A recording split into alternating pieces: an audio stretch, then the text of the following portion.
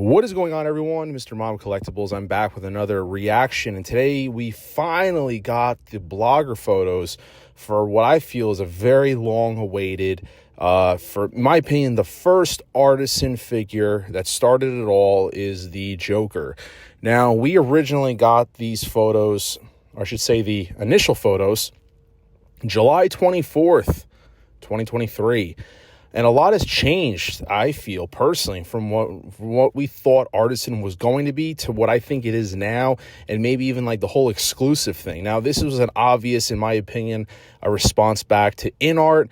To me, you know, like I said, this first Artisan compared to rather the Imposter. That Imposter Joker that's out was more of a kit bash. So for me, this is really the kickoff of the quote-unquote the real Artisans. I will be interested to see how this is going to be received after the launch and how it's going to play out on the aftermarket, since the InArt figure has been in collectors' possessions for quite some time. Going through all these photos, there's quite a bit. There's 60 plus blogger photos, and they pulled out all the stops and using 4 different photographers to give you practically every scenario, pose, anything you could think of. And this is the third head-to-head figure between Hot Toys and InArt. We had, in no particular order, we have this Joker, we have the Pennywise, we have the Batman, and we actually have Superman. So there's actually 4, if you want to count that. And then the Joaquin Phoenix Joker. So this is another figure that is no doubt going to be compared. From the first announcement, I was comprehensive on how this would be received. I think that a lot of us are Dark Knight exhausted, and coming off of the InArt Joker, you know, I wasn't really sure if we really needed this, but Hot Toys was obviously going to have to flex and give us this piece regardless. I feel like it's been kind of a roller coaster of feelings since we've had, you know, the initial photos out, and now from and the only thing we had to go off of was the initial photos, these blogger photos, and, you know, stuff at conventions and things. So we're really looking forward to collectors getting this in hand. Overall, the photos, for the most part, I think do a great job of capturing the figure in various poses. However, some I feel like kind of fall short than others. I like the idea of them trying to recreate a lot of movie scenes, but I also like these photos you see here where they look like just background, very simple. It gives a more realistic look to the figure. From what I can see, the sculpt looks incredible, offering a slightly different facial expression compared to the InArt with this slightly open mouth look, which I do like that. Also, the rooted hair for me is a no-brainer compared to the sculpted. I just think it gives another added level of realism, and I still think that regardless, Hot Toys, like here, the sculpted hair, I don't think looks fantastic, but I still think it's levels above InArt. I do not think InArt has mastered the sculpted hair yet. I am interested to see in-hand photos and videos from the initial collectors, possibly over in HK. They're going to get this. I know that for the InArt version, there was some color variation depending on the batches, where there was more orange and yellow in the hair that a lot of people didn't like. And so I'm interested to see, you know, as we get more of these Hot Toys rooted in hand, what that is ultimately going to look like for collectors, and if they're going to be satisfied. Now, obviously, I'm going to put in some head-to-head photo comparisons you can see here between the Hot Toys and the InArt. I really want to focus more on the Hot Toys, but it is hard to not talk about the InArt here. And then the InArt is still great in its own right. I think especially these photos that you're going to see of them kind of with the gray background, they look like they're more studio production photos. I think they look remarkable, but we do know what the InArt looks like in hand, where collectors feel like there was a bit of a drop-off on some, depending on batch to batch. So, like I said, we're comparing blogger photos, professional photos, but it's going to be really the more in-hand test when collectors do finally get these.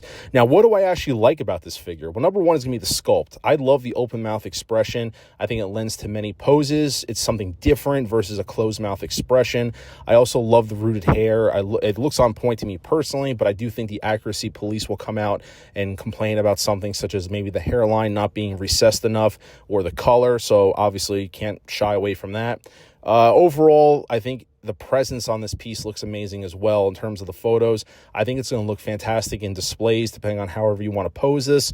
I think a lot of collectors are going to go for more of a neutral museum pose. with him, holding some of the accessories.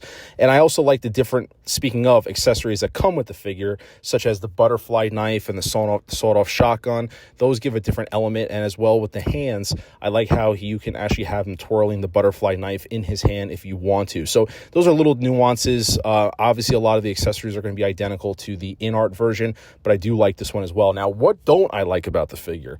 Well, initially, some of these opinions might change, but the tongue, I'm not a huge fan of it. My opinion, as I said, may change once in hand, such as like Peacemaker, but from what I can see, it seems awkward and it really only works in certain poses, so it's not something that's going to work with everything. Also, the tailoring looks a little sloppy in some of the photos, just the way he's angled. It could be, like I said, the way it was posed, but in some photos, the tailoring looks spot on, where it looks very streamlined. In others, it looks really baggy. So once again, in hand is going to be the true test. Also, the base is interesting on this because we didn't get a lot of information. At least if I'm wrong, check me in the comments, but the base is something that I said is interesting to me. I'm not a huge fan of the way it looks. It's been shown in the description on Sideshow that it's actually USB with 2 lighting options, a solid and a pulsating, and I don't recall seeing that on display anywhere. If anyone knows, correct me, but I haven't seen the USB feature actually functional on this base, so I'm interested to see what actually lights up. Now, to wrap this up, the final thing, which I don't like whatsoever, is the packaging. It looks like a standard DX. It doesn't look special at all. These are photos that have already been out of the packaging. And I find it funny because there was a lot of collectors out there, YouTubers, that talk shit about the in-art Superman not looking quote-unquote premium because of the foam and the way it looked, and it looked third party. And Hot Toys really didn't exactly step up either to make their packaging look special. They made sure the head sculpt was individually packaged, and that was really it. It looks like a standard MMS to me with the clamshell packaging. Frankly, the WB100 Wonder Woman packaging looked more elevated, and some collectors may overlook the unboxing experience, but that is something that I've said in-art does have the leg up on. You feel like you're opening something special, and I felt like the Artisan should be that way. Now, granted, I don't have this figure in hand. My opinion on that could change as well, but from the photos, it looks like Hot Toys really exactly didn't hit a home run on the packaging. They kind of didn't give a shit, where they made sure the sculpt and the body were kind of protected, but they didn't package anything else special. Everything is just in plastic clamshells. And I know this is coming from someone who normally throws out his boxes, but let's call a spade here and try to, keep things in check. When InArt's criticized about stuff, well then, and then we look at Hot Toys, it's just a fair comparison from what I see. I was really expecting the Artisan to be much more elevated, especially since that WB100 wasn't even an Artisan figure. It really kind of left me wondering, like, wow, if this is going to be packaged this way and presented this way to collectors, I can't imagine what they'll do with the Artisan, and I think it fell short as of now. But those are my overall thoughts about this figure. But let me know what you think in the comments below. Drop a like on this video. Please consider subscribing. And until then, this is Mr. Mom Collectible saying take care, and I will see you guys in the next video.